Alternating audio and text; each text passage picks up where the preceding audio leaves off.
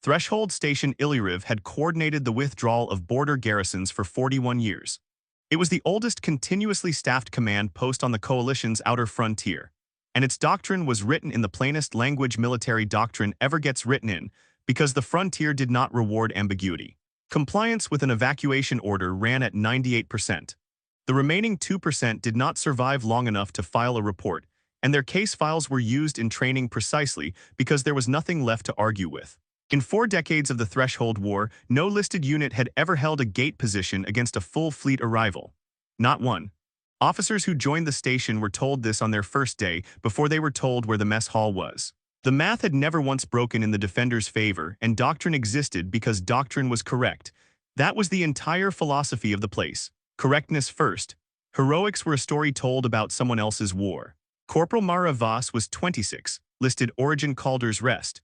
A rimworld colony of 11,000 people with no standing garrison of its own, no orbital defense grid, and no formal military tradition beyond a volunteer watch roster that rotated through the town's adults twice a year. Commander Isbit Rin had read Voss's transfer file 3 times, because the first pass through it produced a number that did not match a corporal's service record, and the second pass produced the same number again. At 17, during a raider incursion that killed every other person assigned to the colony's eastern fence line, Voss had held that fence alone for 11 days. Not defended it in the abstract sense that gets written into an after-action report. Held it, slept in 2-hour intervals against the fence post, ate whatever the last runner had left her, and did not once radio for relief because there was no one left to send. The colony's own account of this had been flagged as exaggeration for 2 years, filed and refiled by 3 different review boards, until an archival satellite happened to have the eastern fence line in its coverage window and someone cross-referenced the footage against the timeline. It confirmed the account down to the hour. Voss had never once brought this up in 4 years of service. On her enlistment paperwork under prior combat experience, she had written, "Extended perimeter duty, nothing more." The order came down at 400 station time, full evacuation of Gate Post 7 ahead of the fleet's confirmed arrival, projected in 6 hours. This was not a controversial order. It was, in fact, the only order the doctrine allowed. Voss filed a formal request to remain at the post and hold telemetry through first contact, a request that had a standard form specifically because it got submitted, and denied with some regularity by junior personnel who had not yet internalized the doctrine. Lieutenant Corvain Thess, station duty officer, 3rd in seniority on the bridge, brought the request forward the way certain officers bring a request they already intend to deny. Which is to say, with the timing and tone of someone who is building an anecdote for later, one they intend to tell more than once. He did not deny it through the proper channel first. He opened a live comm channel to the gate post instead, loud enough that half the bridge crew turned to listen. "One human," he said to the room as much as to her, "against a fleet." He let that sit for a second before he asked the actual question. "How long do you think you will last, Corporal?" Several officers smiled.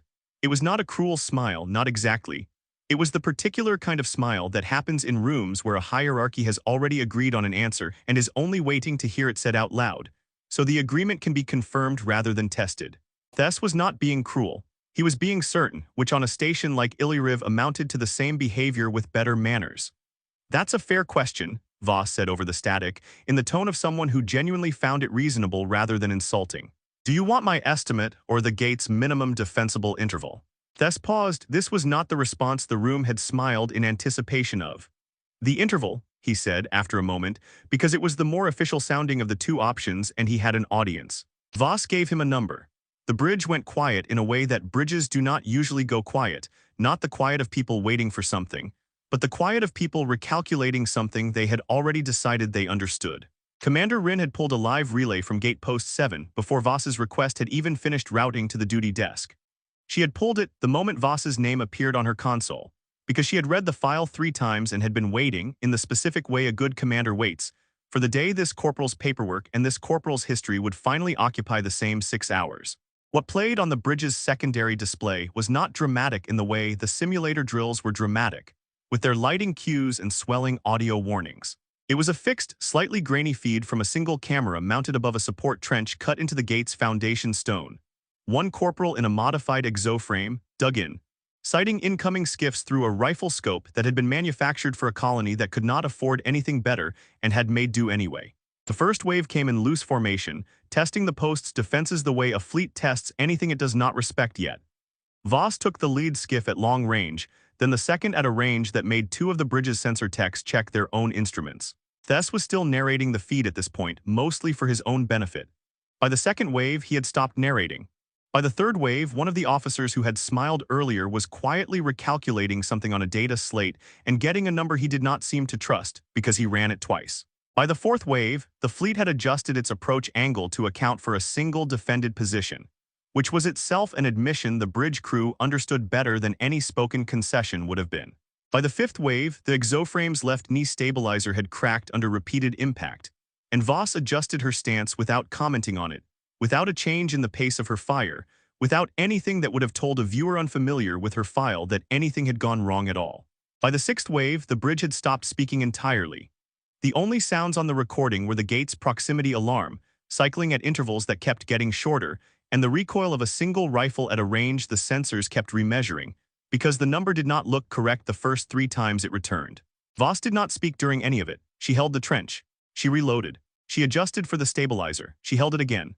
The fleet's forward elements broke off their approach vector 2 hours after first contact and rerouted around Gate Post 7 rather than through it, a decision that Fleet Command would later log as a tactical redirection based on unexpected point defense density in the sector. No one on Illyriv's bridge corrected the phrasing when the report went up the chain. No one felt they needed to. Lieutenant Thess was still standing at the comm console when the last skiff peeled off and rejoined the main formation on its new heading. He did not say anything for a while. When he finally spoke, it was quiet, and it was not addressed to anyone in particular. The minimum defensible interval and the actual interval, he said, are different by about 6 hours. Voss climbed out of the trench on the recorded feed, checked the rifle's action out of habit rather than necessity, and began resetting the relay array ahead of the next watch rotation, the way a person resets a piece of equipment they intend to use again tomorrow. Commander Rin opened the station's duty log. She did not call Voss to the bridge. She did not draft a commendation. She wrote 2 words.